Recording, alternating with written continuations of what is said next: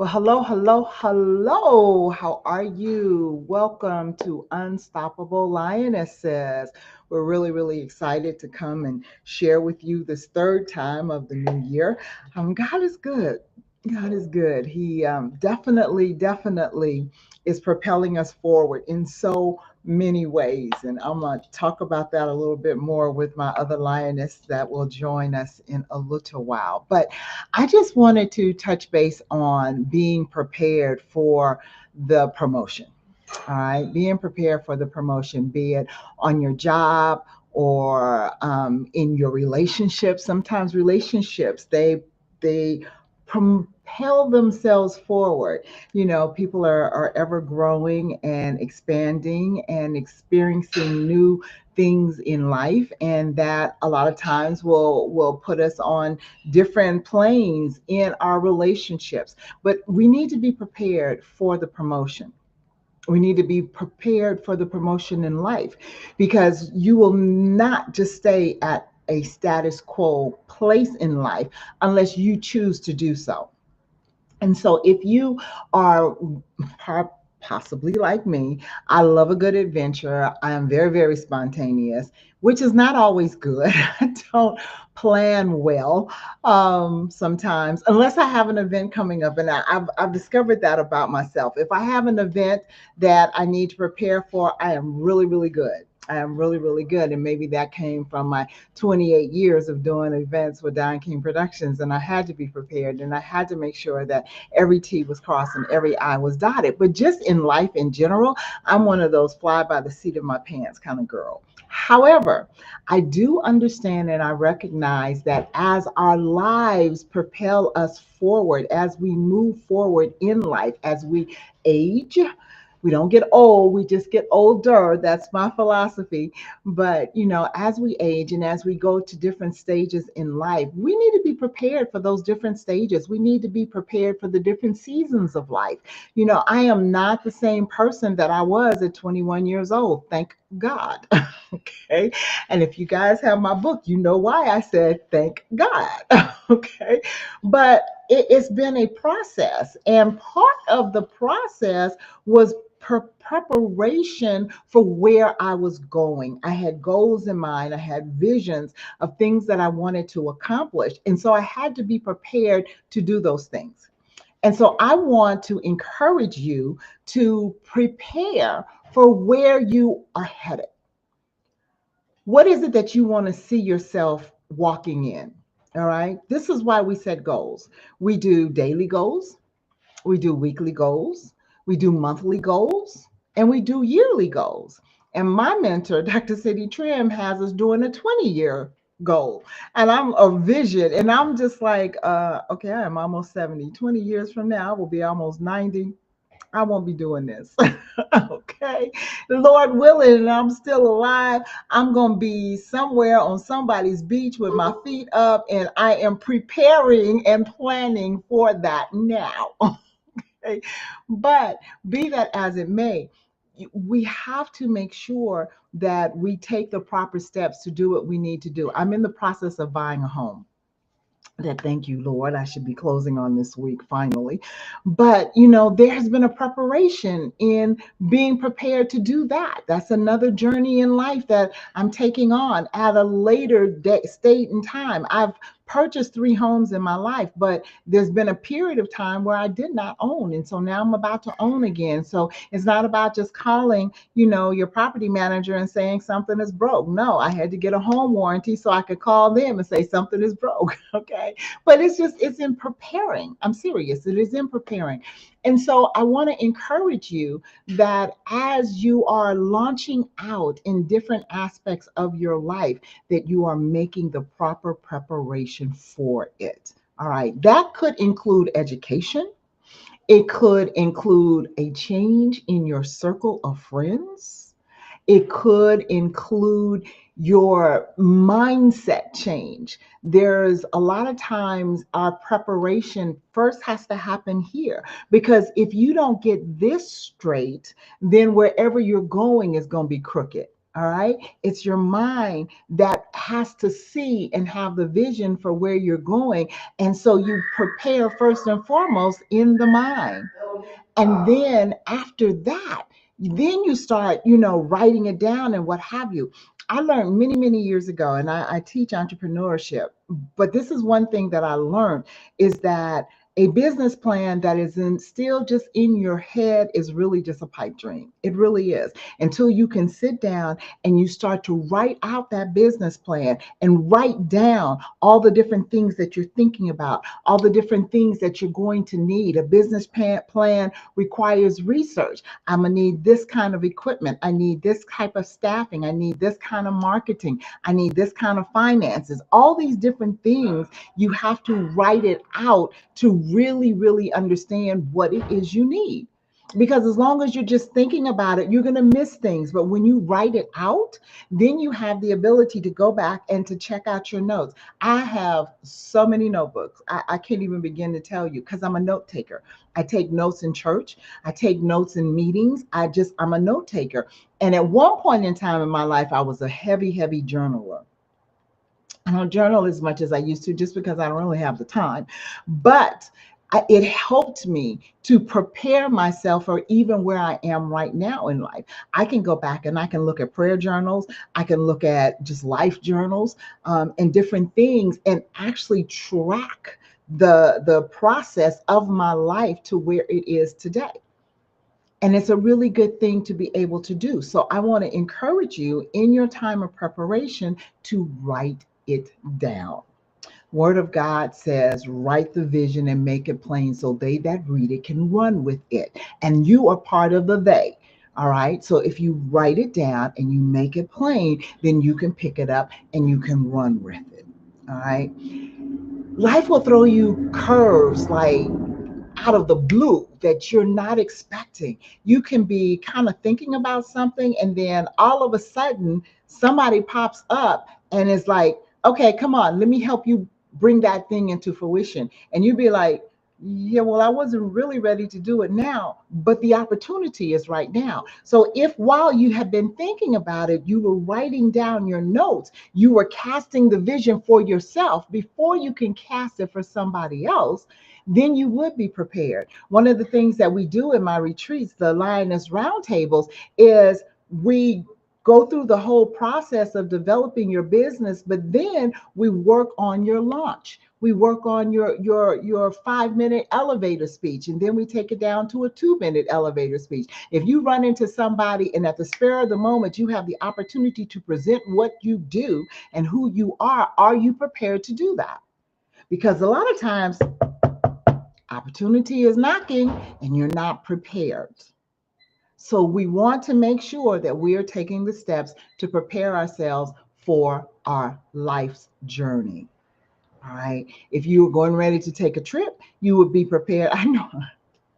So, like I just told you, I'm one of those fly at the seat of my pants kind of girl. And I've been traveling for 40 years, like on a constant, okay, or more. Actually, yeah, more.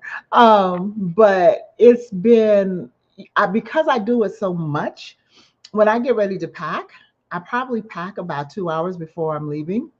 And I just start throwing things in the suitcase because I already have a travel bag with cosmetics. I already know, I've already pretty much in my mind figured out what it is that I'm taking with me. Depends on how long the trip is, depend on what kind of trip it is. It's like I pack differently if I'm going on a cruise than if I'm going to the office for the week, so I've already pretty much walked through those different things in my mind. I'm a big shoe person, so I've already match the shoes with the outfits that I'm taking and what I'm going to do. So when I get ready to pack, I'm just throwing it in the bag.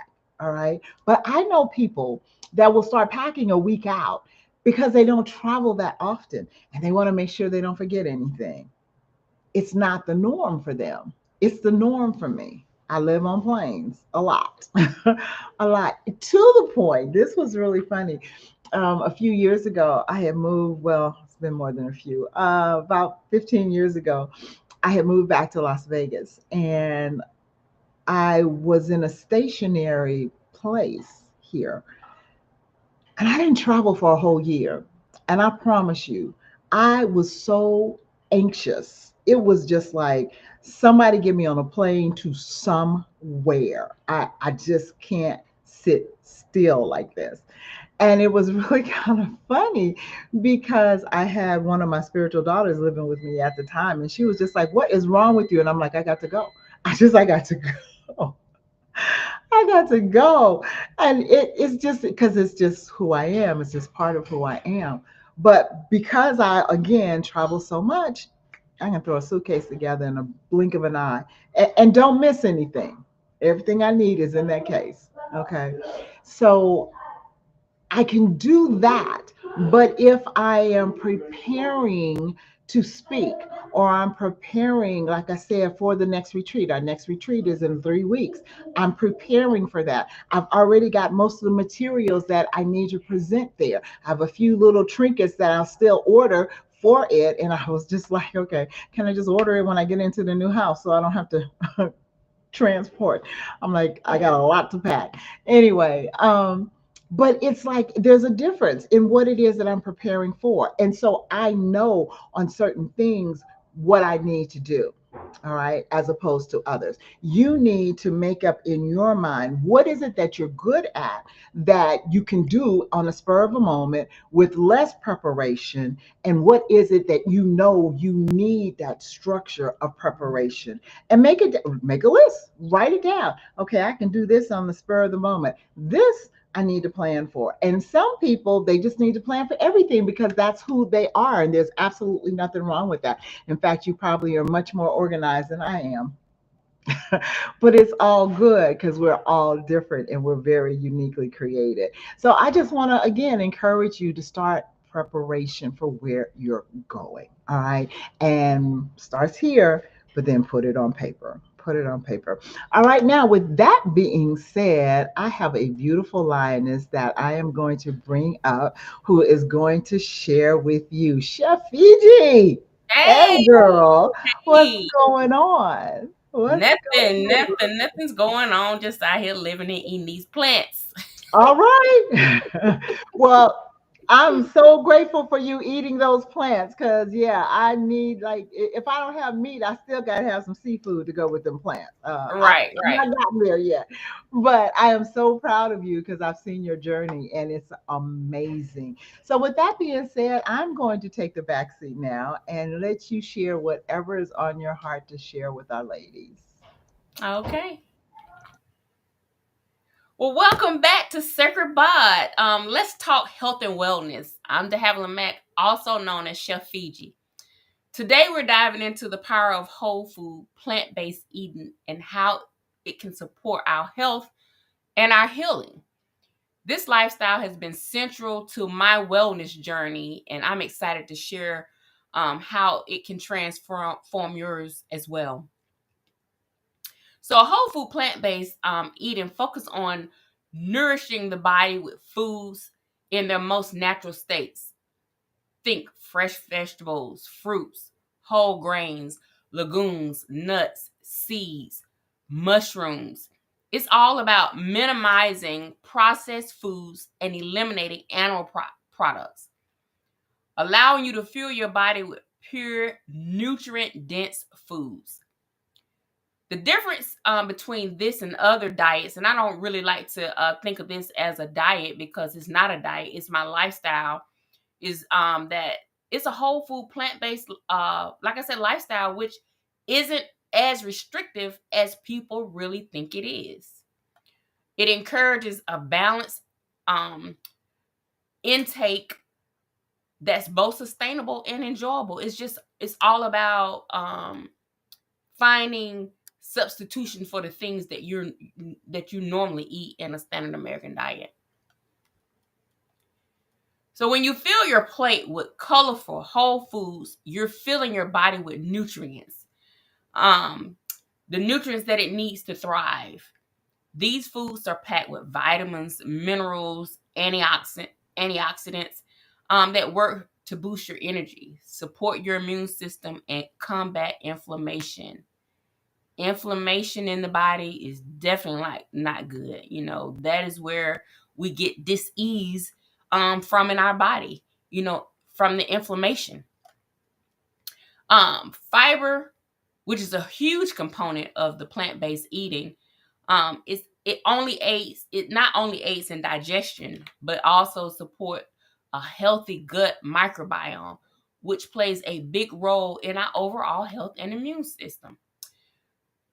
The gut is the second brain of the body.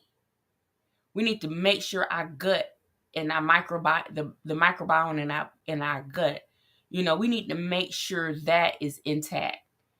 Again, attacking the disease in our body, disease, and reducing the risk of chronic illness. Many studies have shown that a plant-based diet can lower the risk of chronic disease like heart disease, diabetes, cancer. Personally, this lifestyle has been transformative for me, especially as a breast cancer survivor. I truly believe that it's a major factor in my continued healing and my continued survivorship. If you're new to the lifestyle, start small. Try swapping out one meal a day with a plant-based option, like a colorful salad, a green smoothie, or a veggie stir fry. Always listen to your body and explore the foods that you love. Eating a wide range of whole foods help ensure you're getting all the nutrients you need.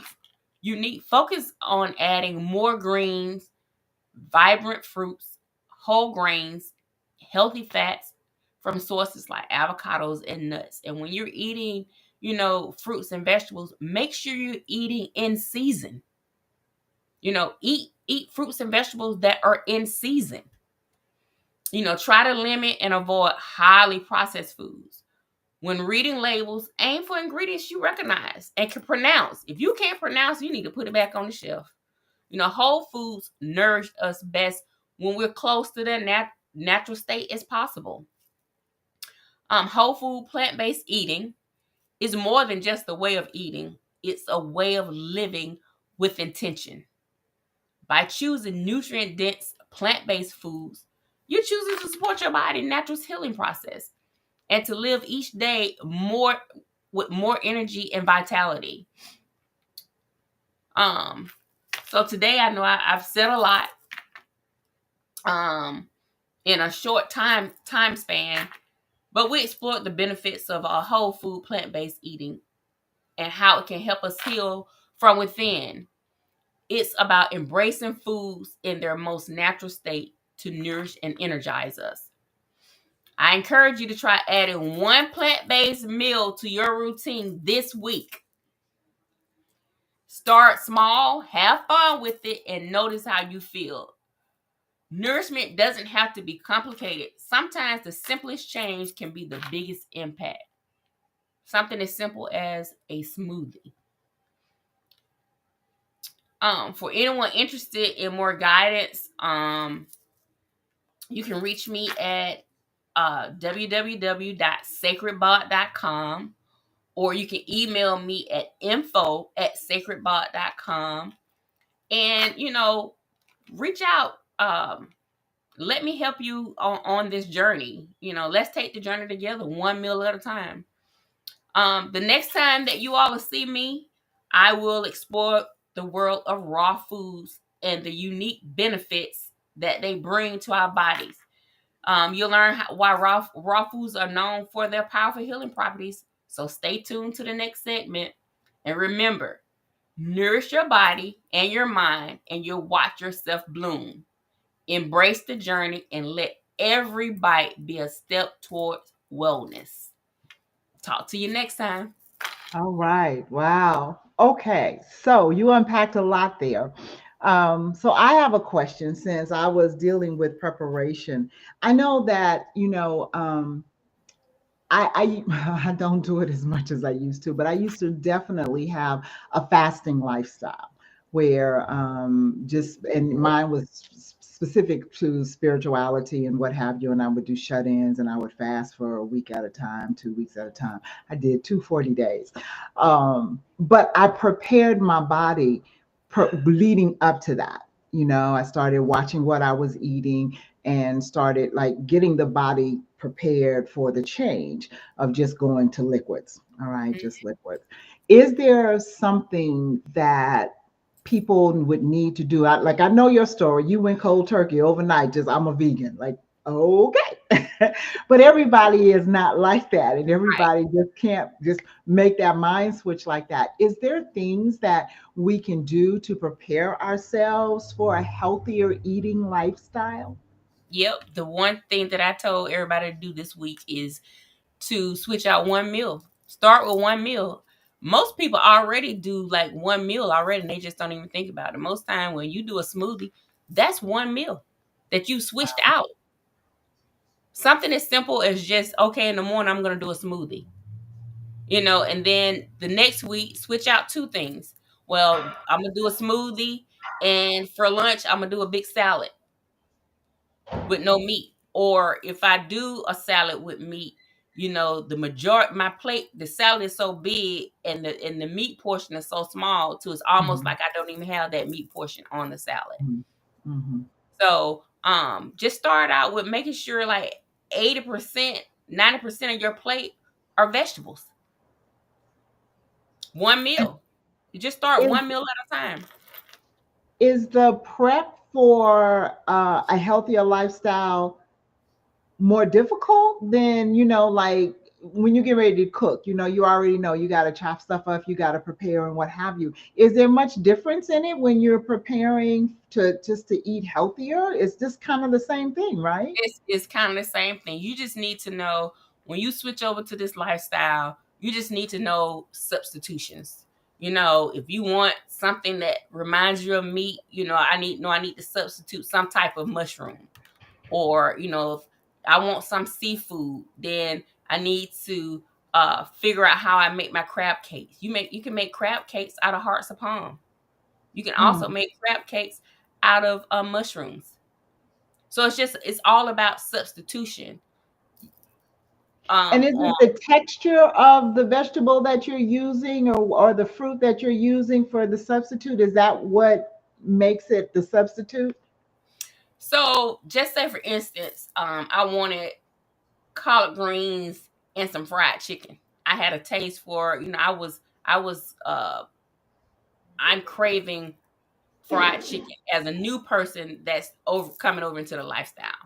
Hmm. Well, I need to know what the substitution is for the chicken. Well, the substitution for chicken in our lifestyle is oyster mushrooms. So you Really? would season the oyster mushrooms just like you would if you was cooking the chicken. So you would like flour it and season it and then fry it like you You would? would flour it. The only thing you would change your oil. Um, instead of using if you use buttermilk, you would make your buttermilk out of a plant milk and some apple cider vinegar. Let it sit and curl to become your buttermilk.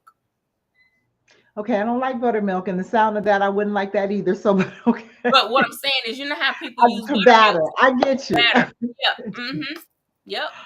Okay, So that you that's have your very, wet very batter and interesting. your dry batter. You would season it up the same way. Yep. It's just all about knowing, the substitutions and really staying away from the processed foods.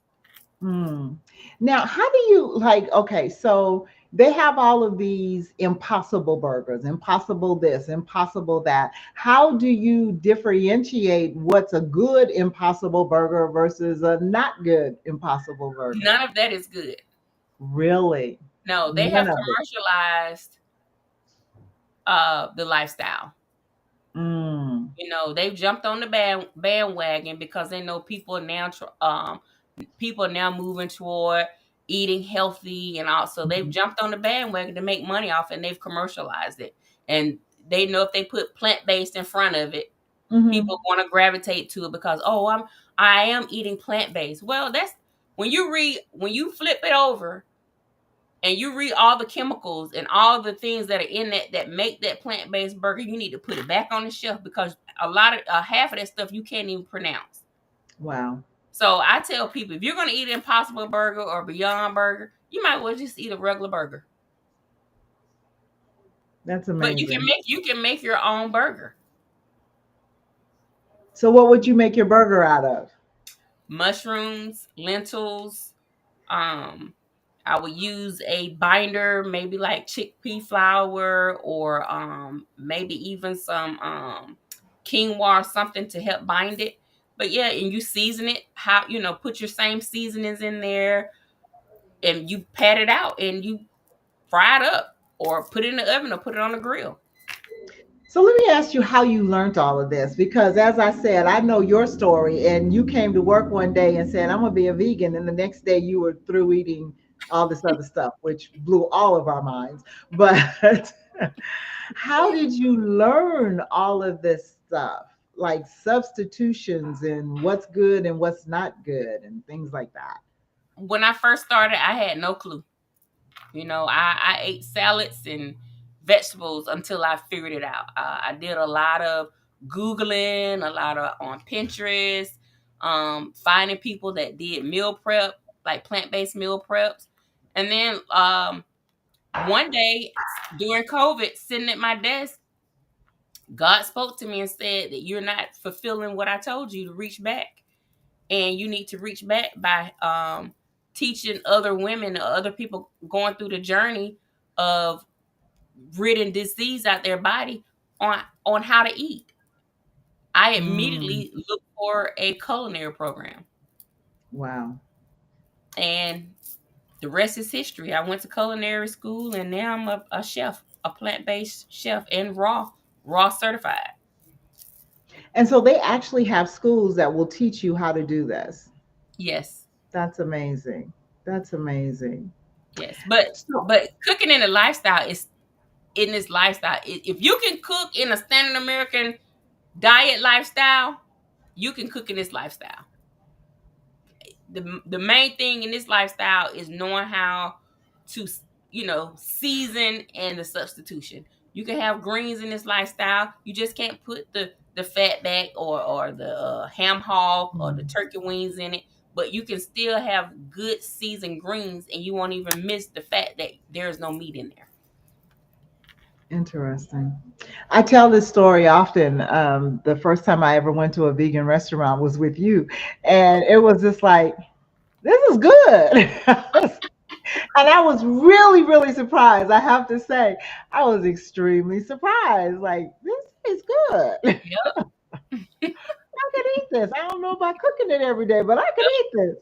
Hmm. It's this very, very interesting. So, in your journey of thriving, how do you think that this has played a part? I know you mentioned in your segment that you think it has helped you in your thriving, but how intricately do you feel that it is woven in that?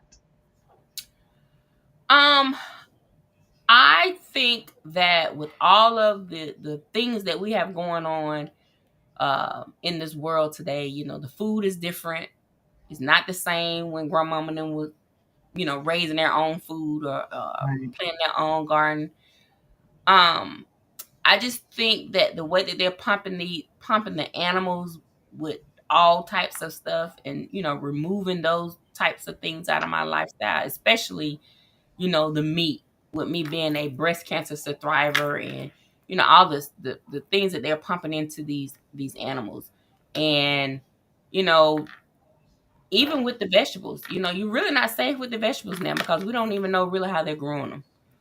So if you're not growing your own vegetables, we really don't know what we're getting in these stores. So you still have to be careful with the vegetables, making sure that you are washing them and cleaning them. But I think that changing my lifestyle and uh watching the things that I put into my body has really given me the success of being able to say that I am still a healed cancer survivor. Mhm. I'm when I go to the doctor for my scans, do I get nervous? Yes. Because there's always a possibility. But to get the call to say that there's still no evidence of disease, it's just like a bit pressure that's relieved off of you to say Mhm. that okay, what I'm doing is definitely helping in the process to still get that phone call. There's no evidence of disease. Right. Right.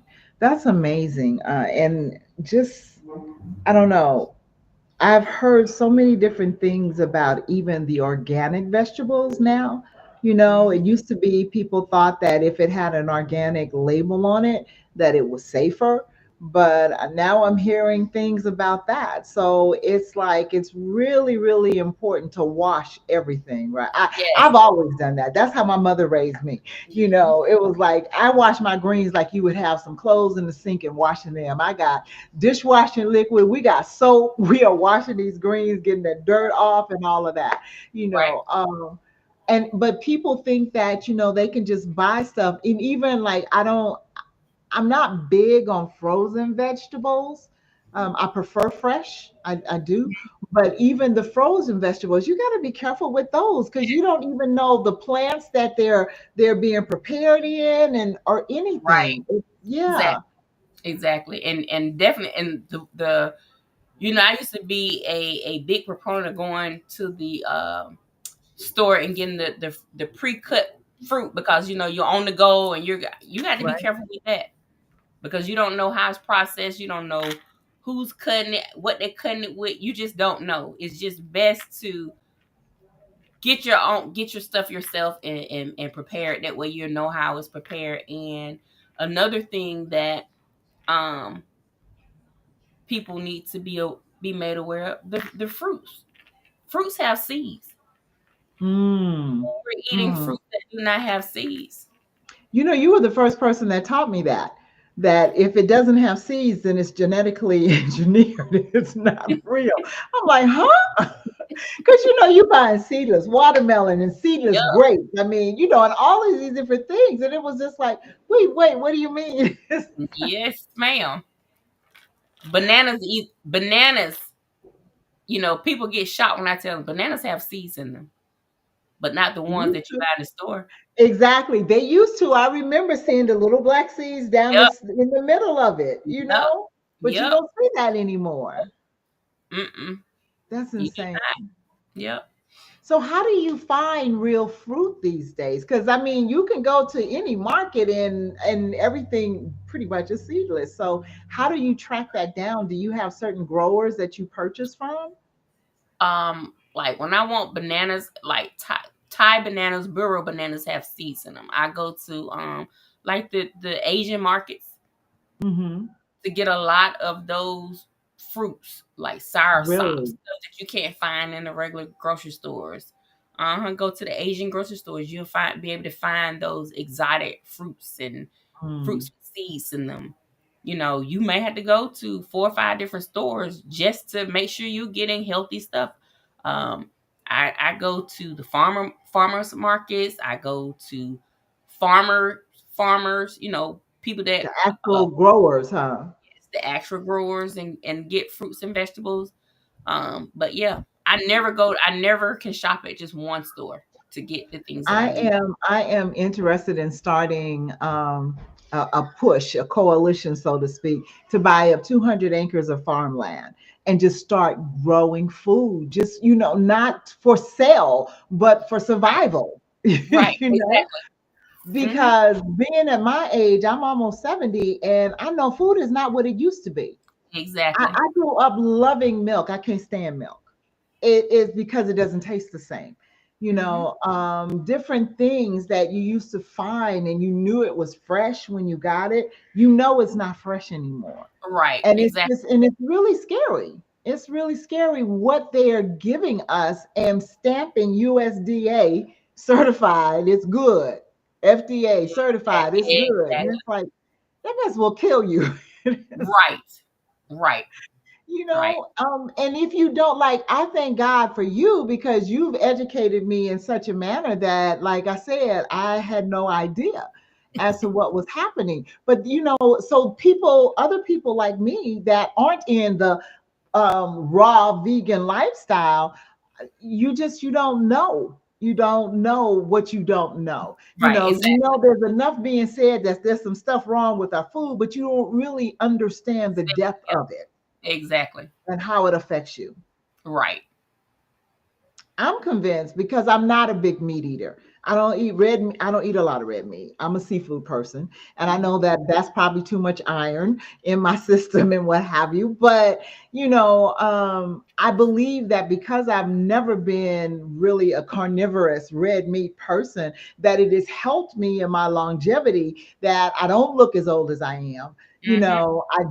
I don't have the ailments that many people my age have. You know, I thank God for my mother when I was growing up. It was like every morning you had to drink some cod liver oil. It was like that stuff was nasty. And once a month you had to do some castor oil, and it was you were happy if it was a Serp or Black Draw month. Okay, you didn't have to do castor oil. But all of these old things that my mother was old school. My mother was 45 years old when she adopted me. So I mean, she came through the depression and through when food was real food and when you took care of your body. And so that was what I grew up learning. She Mhm. cooked everything from scratch. Now, I promise you, I am not a scratch cooker, but I understand the difference. So when I cook my greens, I don't want them frozen. I don't want them already chopped up. I'm gonna sit at the sink and I'm gonna pick my greens, Right. and then I'm gonna wash them. And you know what I'm saying? Exactly. Certain Yep. things that were embedded within me growing up, I didn't forget. Mhm. I didn't forget. Now, you are also a certified vegan dessert chef, Yep. and I'm sure you do all of your stuff from scratch. Yep. I tell people when I left my mother's house, Betty Crocker came my best friend. Okay. I mean, I had to do, we did biscuits from scratch. We did pancakes from scratch. We did everything was from scratch. Cornbread was from scratch. Everything was from scratch. I grew up when you had like that 3 foot tall flour can in the kitchen with the Uh-huh. shifter in it. Yeah, yes. In fact, I used to stand on the flour can to wash dishes because I wasn't tall enough to reach the sink. So I came from that old school background, so I do understand the culture of it. But it's like you get busy and you get out here in the world and you're doing so much, and it's hard to reel it back in to Mhm. get back to old school. But listening to you, it tells how important that is to do. Yep. How Definitely. important. Definitely. Yeah. So and I've been telling my family this. I want us to grow our own food. Seriously, I'm gonna have my own 20-acre lake so I can get my own fish because I'm not giving up my fish. But I'm gonna make sure that the water stays fresh and it's being pumped. And you know Right. what I'm saying? Right. Yeah, and I have good fish in it. So but even in that, there's a healthy way to do that too. Yep. And like I Mhm. said, my daughter, I don't know. I don't know if I can ever get her off the red meat. That poor child, she can just have a meat meal, and I don't know where she gets it from because she definitely didn't get it from me. But and just and salads. I love salads. I Yes. absolutely Yep. love We do. salads. And Mhm. my favorite food of all time, I think, is avocado. Avocado. Avocados, yes, ma'am. Everybody know me. Know, like, hey, anything I get with avocados is always when you put extra avocados on, Yep. Exactly. Exactly. but it's good for you. Yes, it is. It's a good My fact. good cholesterol is off the charts. It is, and I attribute it to the avocados. Now tell me how this works, De Havilland, because I got a report that said my B6 was too high. And I Really? was like, mm-hmm. And I was like, well, what would cause that? And because I'm supposed to take B12 injections because it's Right. low, but my B6 was too high. And so I was at my doctor's office and the nurse practitioner was in there and she started looking. And the first thing on the list that was high in B6 was avocados. Oh, wow. I'm like, okay, Wow. well, either I'm gonna have bad cholesterol and have a heart attack, or my B6 just gonna be a little too high. Yes. Just cut I, back some. I think I'm cool. I think I'm all right. Yeah, seriously. But it's just, I guess too much of anything can Yep. can be overbearing on the body, Exactly. and so you Yes. just have to find that balance. Mhm. You're You right. have to find that balance. You're Did you have any side effects when you like just cold turkey quit eating everything and just went straight vegan? I mean, yeah, I'm just asking. So do people like, because they like, okay, so when you get ready to fast, the first 3 days, it's like you have a headache, you have all these different things because your body is trying to adjust to not having the sugars, not having these right. different things or what have you. But when you went to that vegan lifestyle, did you have any effects? I did not. I did not have any effects. It's because it's not like you're taking things away, but you're really not taking things away like you do when you do a fast, because you're Mm, still eating. You're yeah, just that's not true. eating certain things from a standard American diet. Right. Hmm. So that makes sense. That makes sense. And then your water intake. I've seen you. You drink a lot of water. Is that part of the lifestyle or you just like water? That's part of the lifestyle. We all need to drink that water. We need to drink that water. I had a masseuse tell me once, this blew my mind. He looked at me. Actually, it was Don's masseuse, an older man, or seasoned older man, right? And he looked at me and he said, "You don't drink enough water." I'm looking at him going, "How you know how much water I drink? Because Because you know me." you can look at your skin, He looked at my eyes. He your said, "I eyes. see it in your eyes." Hmm. He said, "I see it in your eyes." And at the time, I didn't drink any water. I didn't like water. But that blew me away. It was just like, I mean, you don't know me. How do you know I don't drink enough water? So Yep. now I still don't drink enough, but I make sure I'm having some kind of water intake every day. Yep. And for me, because I don't drink a lot during the day, so for me at night, that's when I get my water intake, and then Mm. I'm a peeing half the night. But Right. Exactly. but at least I'm getting it in and my kidneys are getting flushed and Right. you know what I'm Right. saying and Yep. getting You need to something. flush the toxins and stuff out your body. Right. So Mm. we're almost out of time, but I have one other quick question on the water tip. So I like Vita waters. Are those good or bad? I would say drink them in moderation.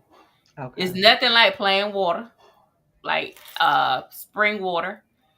Put Okay. you some lime or some lemon in it to alkalize the water. And if you like coconut water is good. I do Like like just coconut water, but it like has to be one flavored. 100%, 100% coconut water with nothing added to it, just coconut water. Oh Coconut no. water is good because it serves as an electrolyte. So Electrolyte. yep. So if you like coconut water, I would say get you some coconut water. So the ones though that are infused with like fruit juices, those aren't good. Because you don't know if it's Where the fruit, fruit real came fruit, from. or if it's a juice, Dang. unless you infuse it yourself. Right. Right. Huh. Yep. Okay. All right. Well, I guess I'm still safe with my mangoes because they definitely have a pit in the middle of them. Yes. Yes. Definitely safe with the mangoes. I Hmm. used to have a mango tree in my backyard when I had my home in Florida. Man, I made mango everything. They had mango ice cream, mango whatever. And I would make like fresh, real ice cream, like, cook the Right. custard and all of that. I mean, yeah. So mango is another favorite of mine. Some of the fruit I'm just not familiar with. And I hear you talk about dragon fruit and different kinds of fruit. Yeah. And I'm like, okay, well, what's that Yeah. like? In this lifestyle, it'll open you up to different things because you want to try different things. Your palate changes when you come over into Mm, this lifestyle. wow. Yep. Wow. Well, I'm gonna try to get there. I'm gonna try to get there somehow, like some way. I'm not gonna say I'm gonna go total vegan. One last question. We are down to a minute and a half. I had heard that a vegan, just because I'm thinking about things off my mind, that having a vegan lifestyle can affect your liver. What do you do to combat that? I haven't had any issues with my liver. And it might be because I eat a variety of vegetables and legumes and nuts and seeds and uh Got you. different things like that. I'm just not stuck on like heavy pastas or you Hmm. know Got you. All right. So one stuff like last that, time, because how do people they say find you? you Because vegan. How that's true. you can find me One at last time, how do people www. find you? You can find me at www.sacredbod.com or um, info@sacredbod.com. I'm sorry, info at sacredbod.com or my Gmail, sacredbod. All right, cool. Well, thank you, ma'am. Thank you for sharing. And we look forward to the next one with the raw diet. Just think if we did all of this with vegan, what raw is going to be like. All right, Lionesses.